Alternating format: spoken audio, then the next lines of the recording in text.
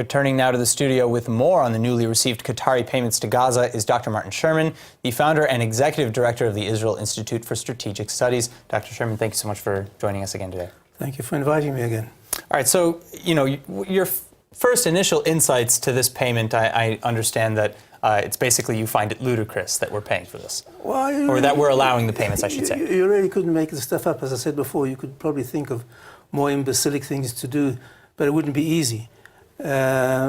Israel was complaining about the Obama brokered deal with it, which gave Iran large amounts of money. But basically, we're doing the same thing on a smaller scale. But basically, we're allowing the enrichment, empowerment, and entrenchment of an extreme Islamic regime, which is basically what the Obama agreement did with Iran. So I find it completely self-obstructive and self-contradictory. Well, what about this deal? Working with Qatar, working with Gaza, and allowing some aid to go into the Strip, as opposed to the current situation, which is with the Palestinian Authority and Gaza totally split and a crisis in Gaza? Well, as you know, I believe that the humanitarian aid prolongs the humanitarian crisis.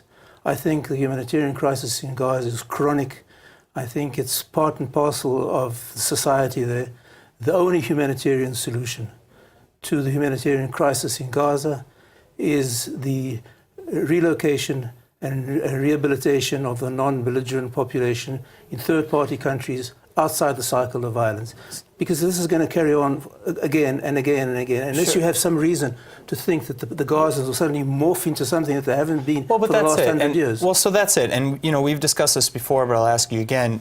When you have roughly 80% of the Palestinians in Gaza who are not at least outwardly behaving the way Hamas would, when you have that population in Gaza, wouldn't it help Israel's cause long term to allow those people to get power, to have a little bit more funding for the civil services? That's a false premise, because most of the aid, the bulk of the aid that goes into Gaza, is siphoned off to Hamas. Whether they take physical control of materials and merchandise, or whether they tax them and use the money for building their military infrastructure, that's not going to change.